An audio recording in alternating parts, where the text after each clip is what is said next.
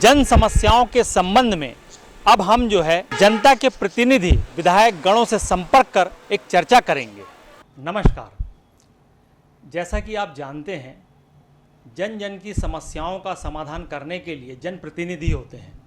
तो जन जन के प्रिय और समस्याओं का समाधान करने में सबसे आगे रहने वाले आज हम अंचल सोनकर जी, जो कि पूर्व क्षेत्र से विधायक रहे हैं और मंत्री रहे हैं, हम इनके साथ में एक साक्षात्कार कर रहे हैं और हम इनसे ये जानने का प्रयास करेंगे कि जो जन समस्याएं हैं उनके बारे में इनके विचार क्या हैं। तो सर, हम सबसे पहले आपसे ये जानना चाहेंगे कि आज जैसे पूरी दुनिया में कोरोना काल चल रहा है, इस कोरोना काल में बहुत सारे नियम कायदे भी आए हैं, लोगों को निर्देश भी दिए गए हैं और निर्देश का पालन भी कर रहे हैं। उसके बावजूद भी जो है ये रोग जो है बढ़ रहा है, चेन इसका टूटने को तैयार नहीं है। फिर व्यापारियों ने अपनी तरफ से कोशिश करते हुए जो है अब एक दिन मार्केट बंद करने का ऐलान किया और बंद भी कर रहे हैं। तो ये आप इसको कैसे देखते हैं? मैं इसको बहुत अच्छा देखता हूँ। जो दुकानें बंद कर रहे हैं व्यापारी, ये पूरे वर्ल्ड में कोरोना की शिकायत है और कोरोना दिखता नहीं है। कोई आदमी हो, कोई राक्षस हो तो दिख जाए, पर कोरोना कहीं दिखता नहीं। अब कहाँ आ रहा, कहाँ जा रहा, किसके पास आ रहा, किस वक्त जा रहा है, ये कोई देख नहीं रहा है। ये कोरोना एक ऐसा बीमारी है कि सुबह आदमी उठता है तो उसको कोरोना हो जाता है और फिर भी आदमी बहुत बचत कर रहा है। इसमें जो मास्क लगाना है वो तो लगाना ही ज़रूरी है। हमको अपने आप बचत करना चाहिए। जैसे व्यापारी बेचारे अभी कर रहे हैं, और व्यापारी भी नहीं चाहते कि हम दुकान बंद करें, पर उनके लिए मजबूरी है। इसके पहले भी सरकार देखिए कितना करे। सरकार ने भी, राज्य सरकार हो चाहे सरकार राज्य कहीं की भी हो, और केंद्र सरकार भी, राज्य सरकार ने बहुत इसके लिए किया है। पर अब बताइए, दो माह का तनख्वाह, चाहे वो केंद्र सरकार हो और चाहे राज्य सरकार हो, वो सब ने बराबर घर बैठने का तनख्वाह दिया है। पर इससे देश कमज़ोर तो होता है और अभी पीक पे है, बिल्कुल आपका कोरोना पीक पे है। अब इसमें दवाइयाँ निकाली जा रही हैं, अब थोड़ा समय और लगेगा इसमें, पर जल्दी हो जाएगा। और जब दवाई आ जाएगी तो इसके बाद हमारे ख्याल से बहुत कुछ लोगों को राहत मिलेगा। सर, अभी देखने में आया है और न्यूज़ चैनलों में भी दिखाया गया है कि भोपाल और इंदौर में जो है प्राइवेट हॉस्पिटलों में सरकारी खर्चे पर कोरोना मरीजों का इलाज कराया जा रहा है। तो हमारे जबलपुर में ऐसा क्यों ये व्यवस्था नहीं दी जा रही है? क्या वहाँ पे मंत्रीगण हैं सरकार के, या फिर अभी जो उपचुनाव होने वाला उसकी वजह से? हमारे शहर में भी तो कोरोना मरीज बढ़ रहे हैं, तो सरकार को ये सुविधा तो यहाँ भी देना चाहिए। यहाँ भी पार्टी के बहुत अच्छे विधायक रहे हुए हैं सब। आप वो सत्य बात बोल रहे हैं, मैं आपकी बात से सहमत हूँ, क्योंकि भोपाल इंदौर जब दिए जा रहा तो यहाँ भी देना चाहिए। और यहाँ के हमारे ख्याल से हमारे विधायक और हम लोग उसको सीएम साहब से, शिवराज सिंह से बात किए थे। उन्हें बोला नहीं, मैं यहाँ के लिए भी करूँगा। इसके बाद सारंग जी भी आए थे यहाँ पे, मंत्री महोदय, उन्हें आश्वासन दे के गया कि इसमें हम जो भोपाल इंदौर में जो फैसिलिटी मिल रही है कोरोना मरीज को, वो यहाँ भी मिलेगी।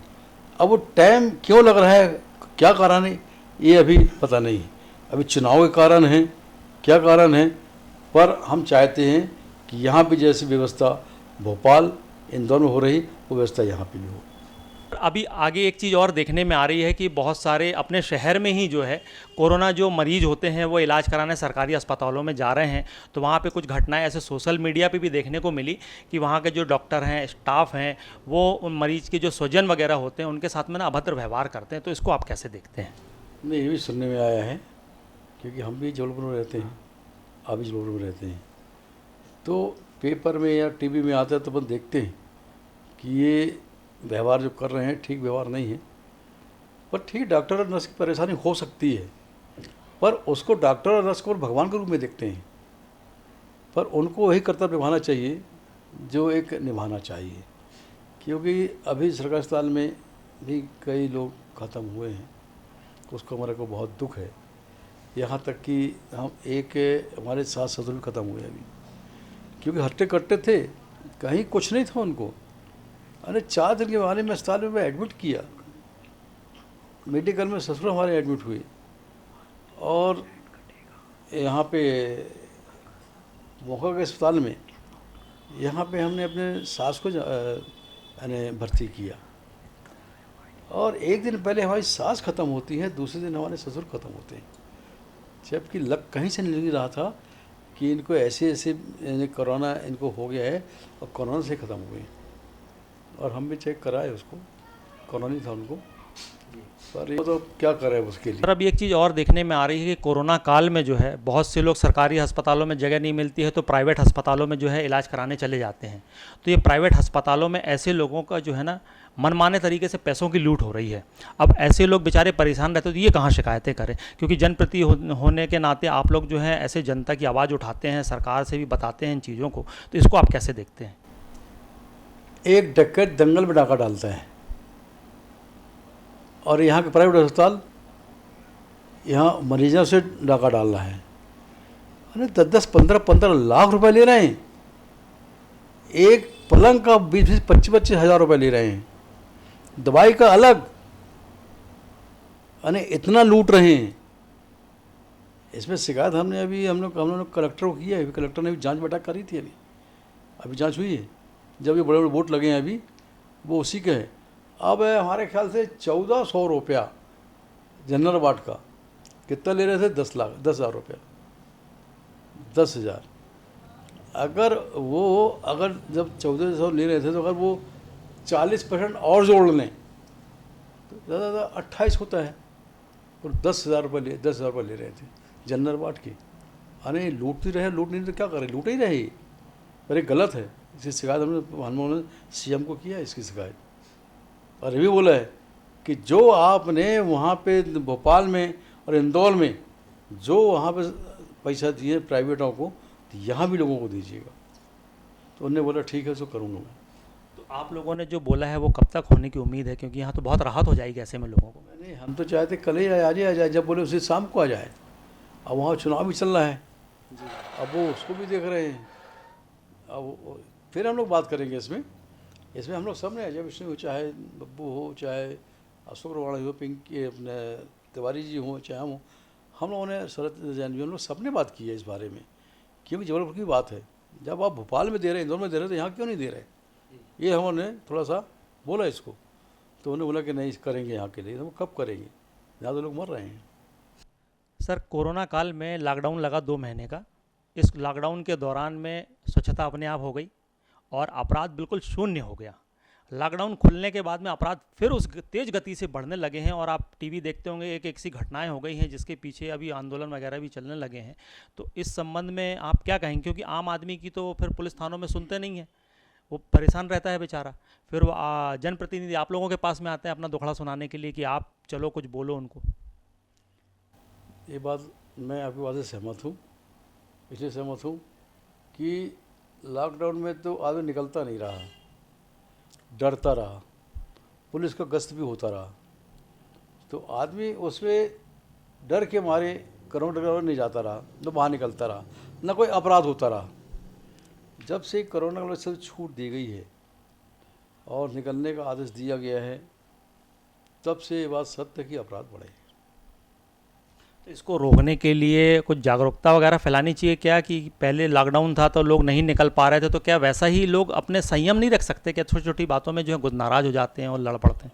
देखिए, इसमें हमें आपको चाहिएगा, और इसमें हमें आपको चाहने के अलावा भी इसमें को देखना पड़ेगा, क्योंकि क्या है कि आज देख रहे हैं चाहे कहीं भी घटना घट रही है, छोटी मोटी घटना नहीं, बड़ी घटना है।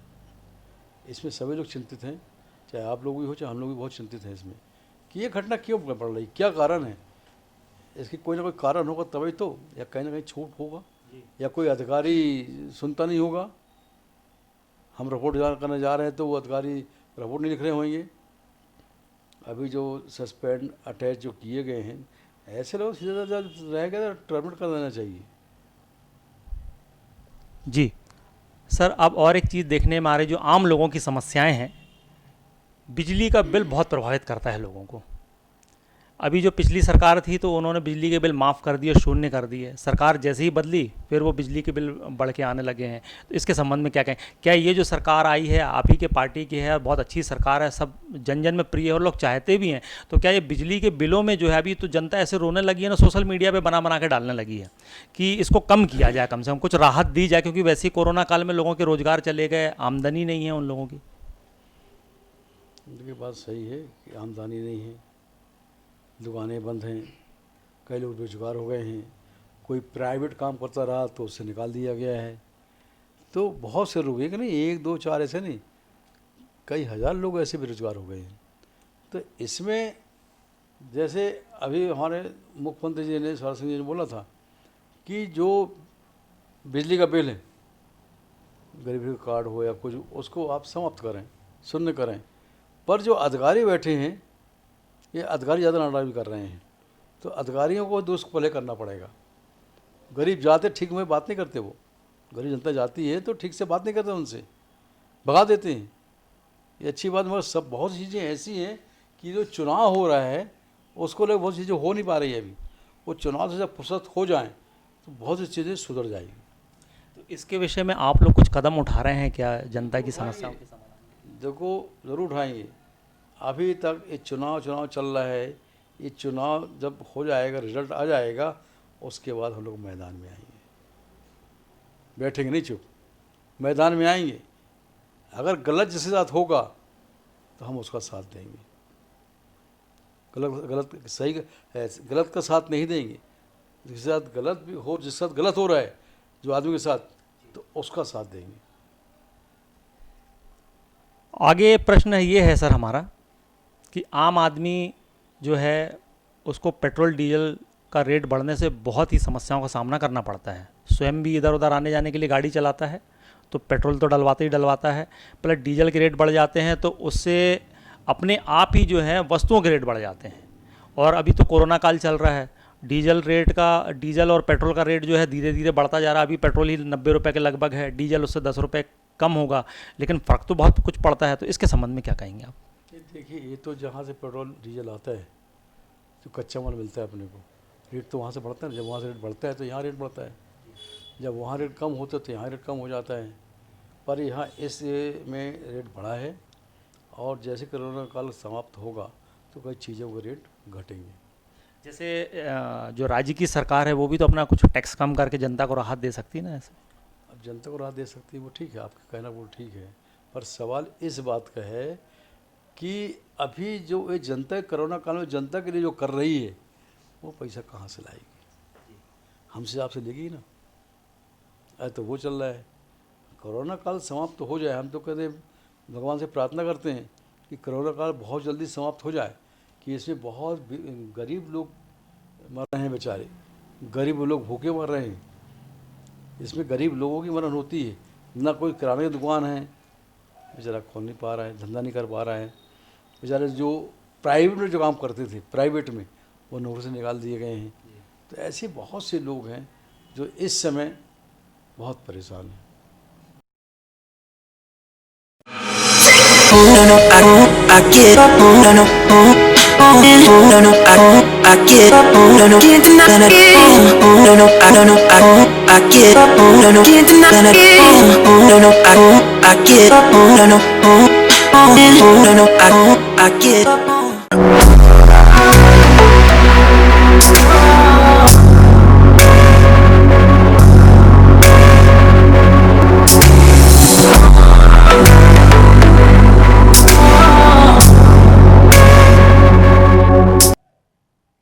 चलिए सर, बहुत अच्छा आपने इसका जवाब दिया है, इस प्रश्न का उत्तर बहुत ही अच्छा दिया आपने। अब एक समस्या और है, जैसे इस शहर में आप भी चलते हैं, आप भी देखते हैं कि सड़कें तो बनती हैं, लेकिन दशहरा आते आते जो है फिर सड़कों का हाल वही हो जाता है, उसमें गड्ढे पड़ जाते हैं, फिर उसमें थिगड़े लगाकर जो है काम चलाया जाता है। शहर में एक ही सड़क है, मॉडल रोड, जो आज भी बहुत अच्छी चल रही है। उसके बाद बहुत सारी सीमेंटेड रोडें बनी हैं, लेकिन वो उस गुणवत्ता की नहीं बनी। तो इसमें कमी कहाँ रह जाती है सर, कि शहर की सड़कें क्या अच्छी नहीं बना सकते क्या एक ही बार में, जिससे पैसा बचे तो आप लोग जो है फिर दूसरे योजना में लगा सकें उसको?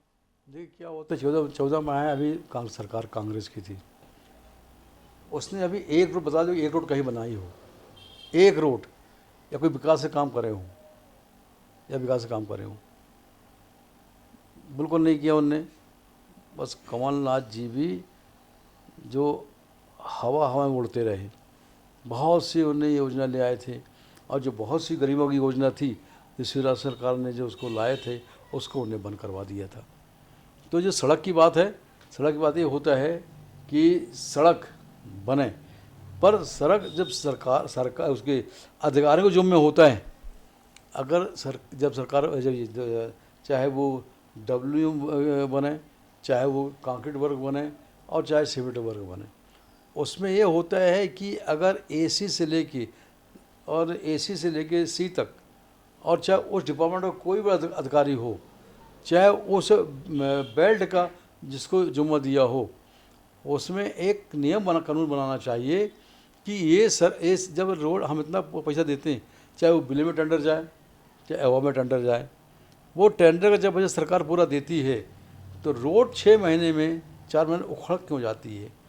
उसमें हमें पूछना चाहिए किससे, अधिकारियों से, कि कोई नेता तो वहाँ खड़ा नहीं रहेगा, मुख्यमंत्री तो आगे खड़े नहीं होंगे, तो केंद्र नेता को खड़े तो नहीं होंगे।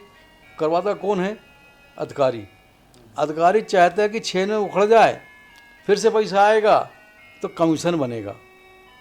वो कमीशन के लालच में रोड हमारे जबलपुर की कई जगह रोड उधड़ गई है, जबकि इस जवाबदारी अधिकारियों को होती है। जो अधिकारियों के साथ साथ ये हम लोग की जवाबदारी होती है। क्यों कि अगर रोड यहाँ पे हम 2 करोड़ की बनवाए हैं, अगर जल्दी उखड़ रही है तो उस PW मिनिस्टर हो, चाहे यहाँ का प्रभारी मंत्री हो, चाहे यहाँ का विधायक हो, और चाहे कलेक्टर हो, चाहे कमिश्नर हो, वो जाकर रोड देखना चाहिए कि रोड उखड़ी कैसे है, इसकी जवाबदारी कौन है, कौन से विभाग ने बनाया है। उस विभाग को हमको उस अधिकारी को बुला के उसको प्लेसमेंट करना चाहिए, और नहीं तो उससे ही वसूली करना चाहिए कि जो रोड गलत बनी है, आपने देखा नहीं इसको क्या, एक कमीशन पे एडजस्ट करते हैं, एडजस्टमेंट भी करते हैं, कमीशन भी लेते हैं, इसलिए रोड ख़राब होती है। सर बहुत अच्छा आपने प्रश्न का उत्तर दिया है कि अधिकारियों की जिम्मेदारी बनती है, और क्योंकि लोग जो हैं जनप्रतिनिधियों के तरफ देखते हैं, तो आप लोग भी उसके लिए प्रयास करते रहते हैं। सर अगला हम आपसे ये जानना चाहेंगे, अपने घर का सपना सभी का होता है, चाहे वो मध्यम वर्गीय परिवार हो, छोटा हो। तो आपकी पार्टी की जब सरकार आई केंद्र में और अभी भी चल रही है, और माननीय प्रधानमंत्री नरेंद्र मोदी जी का एक सपना कि अपने घर का सपना, सबका अपना घर हो, और उसके तहत योजनाएं चलाई जा रही हैं और लोगों को घर भी मिल रहे हैं। लेकिन गरीब और कमज़ोर लोगों को तो सरकार की तरफ से मकान मिल जाते हैं, लेकिन जो मध्यम वर्गीय परिवार होते हैं वो अपनी तरफ से अपने पैसे खर्च करके बिल्डरों के द्वारा जो मकान बन रहे होते हैं उसमें बुक करते हैं, लेकिन उनको समय पर जो है मकान नहीं मिलता है। और इसको ठीक करने के लिए आपकी सरकार के द्वारा, जो केंद्र की सरकार है, रेरा कानून भी बनाया गया ताकि खरीदारों के हितों की रक्षा की जा सके, लेकिन ऐसा फिर भी नहीं हो रहा है। तो सर इसमें आप क्या कहेंगे? जो कहीं कहीं कुछ लोग हैं, फिर रेरा के अंतर्गत जो मकान बनते हैं, एक समय सीमा होता है उसका, उस समय सीमा के अंतर्गत हैंडओवर करना चाहिए, और कर नहीं पाते, तो इसलिए उनको प्लेसमेंट करना चाहिए, उनका रजिस्ट्रेशन कैंसिल कर देना चाहिए। अगर 1, 2, 4 का अगर रजिस्ट्रेशन कैंसिल करेंगे तो थोड़ा सा कसावट आएगी, अनिल जैसे चला वैसे चलेगा। तो इसलिए 2-4 का रेरा का वो आपका रजिस्ट्रेशन रद्द करना पड़ेगा, तब कहीं गरीबों को मकान मिल पाएगा। क्योंकि देखने में ये आ रहा है कि पहले लोग बोलते थे कि जो सरकारी काम लेट होता है, लेकिन जब से आपकी पार्टी की सरकार आई है तो सरकारी काम बहुत तेज़ हो रहा है। जैसे अभी मोदी जी ने परसों ही जो है एक ब्रिज का उद्घाटन किया, 6 साल में बन के तैयार हो गया है, 9 किलोमीटर का ब्रिज पूरा, और इतना अच्छा है कि सदियों से किसी ने सोचा नहीं था, वो ब्रिज बन के तैयार हो गया। पहले प्राइवेट काम जल्दी होते थे, आजकल प्राइवेट काम लटकते जा रहे हैं पूरे। तो वही तो बोले ना, किसमें जैसे है, जो अधिकारी और गलती उनकी होती है। अधिकारी कमीशन लेता है कि नहीं लेता? आप कमीशन ना दो, आप बिल बनाओ, कमीशन मत दो, बोलेगा इसमें ये गलती हुई है, इसमें ये कमी हो गई है, और उसके बाद कमीशन दे देंगे आप, तो सब चीज़ ख़त्म हो जाती है, आपका बिल पास हो जाता है। और रहा हमारे प्रधानमंत्री की बात, माननीय नरेंद्र मोदी जी की, वो तो जो 70 साल में नहीं हुआ है, क्योंकि देश का पहला प्रधानमंत्री हैं कि जिन्होंने देश के लिए किया है, चाहे वो 370 धारा हो, चाहे राम मंदिर हो, और चाहे जो भी और भी नियम कानून जो हों। उसके अलावा किसी में इतना क्षमता नहीं थी कांग्रेसियों में। 370 धारा लगाया किसने था? जवाहरलाल नेहरू ने लगाया था। अभी देखने में आया कि कोरोना काल में जो है नौकरियां चली गई लोगों की, तो बहुत से लोग क्या है ना कि अपने ऐसे किराए के मकान में रहते हैं। तो केंद्र सरकार से की तरफ से भी बोला गया है थोड़ी सी मानवता दिखाएं आप और उनको थोड़ी सी राहत दें, लेकिन उसके बाद भी कुछ घटना ऐसी देखने को आती है कि जो मकान मालिक होते हैं वो अपने किराएदार को जो है धमकाते हैं, धमकी देते हैं घर खाली कराने के लिए। तो एक प्रकार से देखें तो उचित नहीं है, उनको भी तो मानवता दिखानी चाहिए थोड़ी। नहीं, देखिए, ये तो कोई हम शौक़ नहीं है हमें कि हम आपके मकान में रहें। अगर हमारी रोटी रोटी चलती है, अगर हम प्राइवेट काम करते हैं या हम ठेला लगाते हैं या किसी के हम काम करते हैं प्राइवेट, तो अगर हमें नौकरी से निकाल जाता है तो हमें खाने के लाले पड़ जाते हैं। किराए की तो बात छोड़ो, हमारी दो तीन किराएदार यहाँ पे हैं। मैं जब से अभी तक किराया नहीं लिया हूँ, इनसे नहीं लिया हूँ। तो हमने कहा नहीं, आप लोग जब नौकरी पर जा ही नहीं रहे तो किराया कहाँ से दोगे? अभी तक मैंने उनसे किराया नहीं लिया हूँ। मगर बात यह है कि मानवता दिखाना चाहिए इसमें। अरे जिसका घर होगा, मकान होगा, बड़े धन्ना सेठ होंगे, उनको सोचना चाहिए कि हमें अपने किराएदार से, किराएदार भी ऐसे होते हैं कि उनके पास पैसा होता, अच्छे होते तो अपना मकान खुद कर ले कि वो अपने मकान में रहते, तुम्हारे किराए के मकान में ना रहते। तो मैंने तो दिखाना चाहिए कि उनकी कमज़ोरी का फ़ायदा मत उठाओ, ताकि अगर बेचारा, अगर केंद्र सरकार भी बोली थी, आपकी राज्य सरकार भी बोली थी कि इनको सताया ना जाए, पर कहीं कहीं सामान फेंक दिया जाता है। क्या क्या हमें मालूम पड़ता है तो हम टीआई को, एसपी को फ़ोन करते हैं कि ये बात गलत है। जब शासन ने आदेश दिया है तो इनको थोड़ा सा धैर्य रखना चाहिए। तो कार्रवाई करा, कई जगह कार्रवाई कराए हमने। सर, पूर्व क्षेत्र के विधानसभा क्षेत्र से आप बहुत लंबे समय तक विधायक रहे हैं और आपने जन जन की बहुत सी समस्याओं का समाधान किया है और आप जन जन में जो प्रिय भी हैं। और इस बार जो है ऐसा क्या हुआ कि आप उधर तक नहीं पहुंच पाए, असफलता मिल गई? क्या आपके कार्यकर्ताओं ने या जो समर्थक हैं उन लोगों ने काम नहीं किया? क्योंकि आपका काम इतना अच्छा है, मैंने खुद आपको जो है जनता की समस्याओं का समाधान करने के लिए अधिकारियों पर उग्र रूप धारण करते हुए भी देखा है कि जनता की समस्याओं के लिए आप कितने जो है चिंतित रहते हैं। तो यहाँ इस बार क्या कमी रह गई इसमें?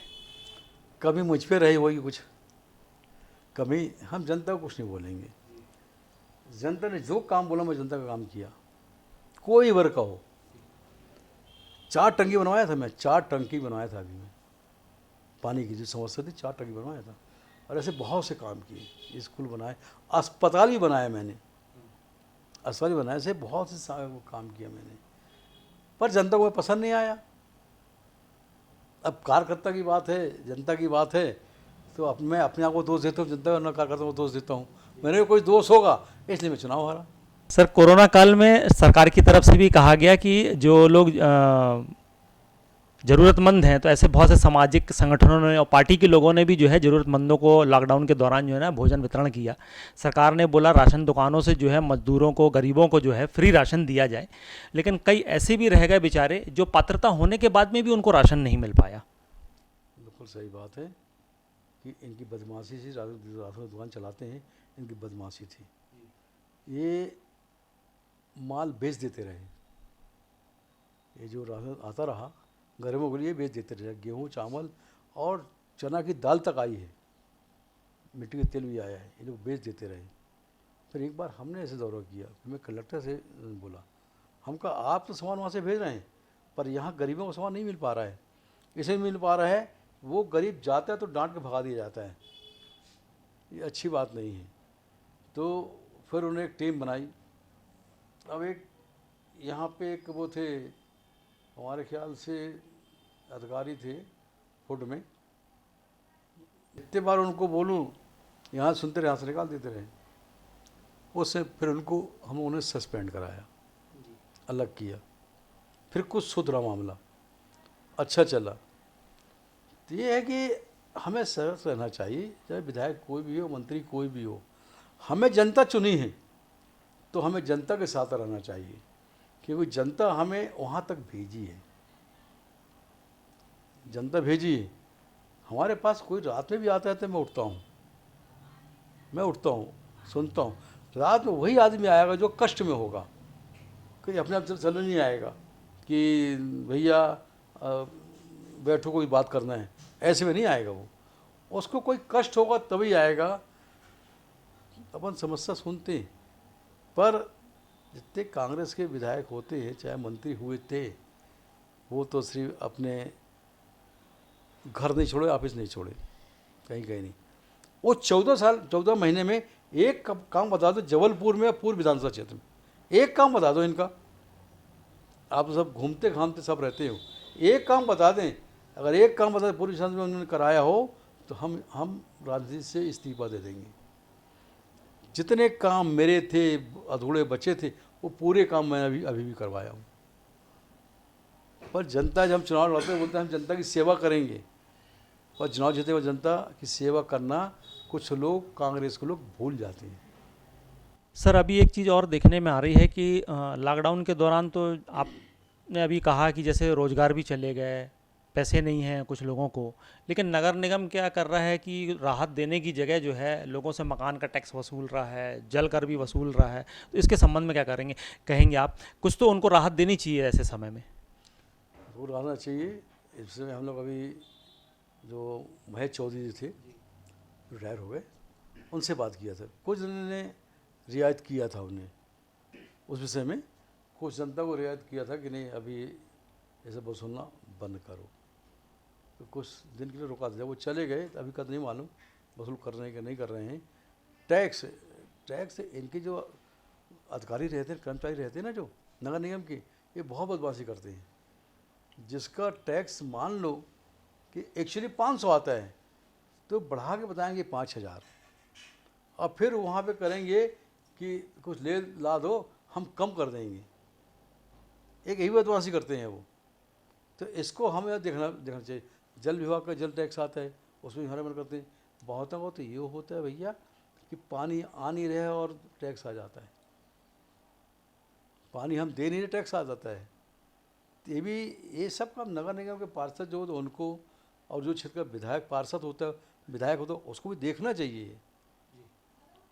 देखता नहीं है, अपने मस्ती में रहता है, अपना काम करता है। पार्षद की बात कही तो बहुत जल्द अपने यहाँ जो है अब नगर निगम के चुनाव होने वाले हैं, तो इस संबंध में आप क्या कहेंगे? कैसे पार्षद आने चाहिए? क्योंकि अभी तक जो थे बहुत लोगों ने काम भी करवाया सब जगह, कहीं कुछ जगहों पे काम नहीं करवाया लोगों ने, वो तो जनता तो खैर देखती रहती है सब। वैसे आप इस संबंध में क्या कहेंगे? कि पार्षद अच्छे होना चाहिए। अच्छे का मतलब ये है कि वही पार्षद चुना जाए, जनता चुने कि जो अपने वार्डों में अपने क्षेत्र में काम कराया हो और करता हो, और जिसका व्यवहार अच्छा हो। अब गुंडे बदमाश हम टिकट दे देते हैं तो गुंडे के पास जाएगा कोई समस्या लेके? बिल्कुल नहीं जाएगा वो। अरे का भैया कौन जाएगा इसके बाद? दो बात सुनने को मिलेगी। जो गुंडे बैठे होंगे वो भगा देंगे, मिलने नहीं देंगे। तो कोई पार्टी हो, चाहे बीजेपी चाहे कांग्रेस चाहे बहुजन, कोई पार्टी हो, पर देख के टिकट देने चाहिए कि इसका नेता बनने का, पार्षद बनने का, विधायक बनने का, संत बनने का क्या विचार है। सिर्फ पैसा कमाना है कि सेवा करना? तो ऐसे जो पैसा कमाने का रहता है और जो जनता को दुर्याए, तो उसको कभी टिकट देना नहीं चाहिए। ये मेरा मत है। और चुन के अच्छे आदमी आए, अच्छे महापौर आए चुन के, जो जनता की बात सुने, अधिकारी की बात कम सुने, जनता की ज़्यादा बात सुने। नहीं, अधिकारी जो कान में बोल देते हैं तो वही सुन के हम रह जाते हैं। तो ऐसा बिल्कुल नहीं होना चाहिए। हम जनता की पहले बात सुने। अगर जनता गलत बोल रही है, अधिकारी सही बोल रहा है, तो हम अधिकारी की बात सुनेंगे। और जनता सही बोल रही है, अधिकारी कान में बोल के, तो उसकी बात नहीं सुनना चाहिए। हमें जनता की बात सुनना चाहिए और विकास के काम ही करना चाहिए हमें। सर जन समस्याओं के समाधान के लिए अब आपकी आगे की रूपरेखा क्या है? अभी कोरोना लगा है, अभी कोरोना में खुद ही कहीं नहीं जा रहा हूँ। चलिए, कोरोना लगा है तो अभी जन समस्याएं हैं, वैसे भी आप लोग करते रहते हो, हम लोग को जानकारी मिलती रहती है। सब करते रहते हैं। और जो कोई समस्या आता है, किसी को कुछ चीज़ की रुकावट होती है, किसी के घर में अन्न बनने के लिए, किसी की फीस, उसके लिए अपन कर देते हैं, वो कर देते हैं अपन। हमने भी कम से कम 8-9 लाख का यहाँ से मैंने खाना भी, गेहूँ, चावल, तेल, शक्कर भी, और ये भी ये क्या मिट्टी का तेल और चावल, ये हमने यहाँ से अपने ऑफिस से बांटा था। जब तक हिम्मत हुई, जब तक बांटा, उसके बाद हमने हाथ जोड़ लिया। सर, तो कोरोना चल रहा है तो ऑनलाइन ही समझ लीजिए कि समस्या का समाधान हो रहा है और जो ज़रूरतमंदों को आवश्यकता है वो आप दे भी रहे हैं। लेकिन इस कोरोना काल में आप लोगों को क्या संदेश देना चाहेंगे जिससे कि वो बीमारी से बचें और सुरक्षित रहें? देखिए, सबसे हमारा हाथ जोड़ के निवेदन है, जितना हम सुरक्षित रह पाएँ उसको नियम से, जो हमारे डॉक्टर बोलते हैं, जो हमारे अधिकारी बोलते हैं, जो हमारे भोपाल से नेता मुख्यमंत्री बोलते हैं कि हमको कैसे बचना है, उसका उपाय हमें आपको ढूंढना चाहिए। मास्क लगाना चाहिए, तो हमें आपको मास्क लगाना चाहिए। जो टैबलेट जब ये आ रही है पतंजलि की, काढ़ा पीना चाहिए। अपने घर में जो अगर विशेष काम हो तो आप घर से बाहर जाओ, विशेष काम नहीं है तो अपना नियम के अनुसार अपना काम करो, घर पे रहो, काढ़ा पियो, गोली जो आती गोली लो। और अभी तो दूध में जो वो रहती है हल्दी, वो ज़्यादा रोज़ लेने नहीं चाहिए, उसे पीलिया होती है, उसको हफ्ते में 1, 2, 3 बार लेना चाहिए। और वो भी हल्दी ज़्यादा नहीं डालना चाहिए, हल्दी कम होना चाहिए, और उसको गर्म करके थोड़ा कुनकुना हो तो लेना चाहिए। और हम रोज़ ले तो उसमें पीलिया होती है, बाबा सर की शिकायत भी होती है इसमें। तो बहुत बहुत धन्यवाद। ये एक साक्षात्कार रहा है पूर्व विधायक और मंत्री श्री अंचल सोनकर जी के साथ में। जितने भी हमने प्रश्न किए हैं उनका उन्होंने जो है साफ साफ उत्तर दिया है और बहुत अच्छी बातें बोली हैं। और ख़ास करके अभी कोरोना काल चल रहा है तो कोरोना काल से बचने के लिए लोगों को संदेश दिया है कि आप बच के रहिए, मास्क लगाइए और घर में जो काढ़ा वगैरह होता है वो पीजिए, थोड़ा हल्दी का दूध भी पीजिए, जिससे कि आप स्वस्थ रहेंगे। जब तक ये कोरोना काल चल रहा है इसमें बिल्कुल भी लापरवाही ना करें, क्योंकि आपको भी सुरक्षित रहना है, काम धंधा भी करना है और अपने परिवार वालों को भी सुरक्षित रखना है। कैमरामैन तस्मय मिश्रा के साथ मैं वेंकटेश्वर राव, VKR न्यूज़।